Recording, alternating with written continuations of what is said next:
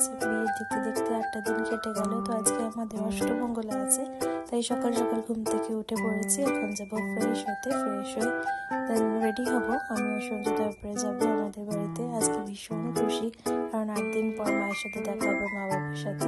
তো চলো আগে রেডি হয়নি।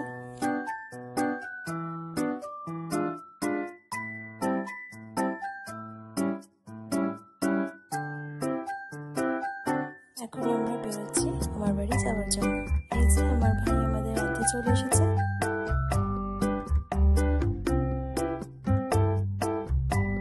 বাড়ির জন্য মিষ্টি নিয়ে নিয়েছি, আর বাড়িতে যেহেতু পুজোও হবে আজকে শুভ চণ্ডীর, তো তার জন্য মিষ্টি নিয়ে নিয়েছি।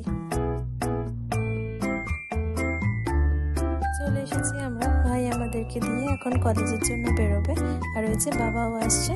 তো চলো এবারে উপরে যাবো আমরা।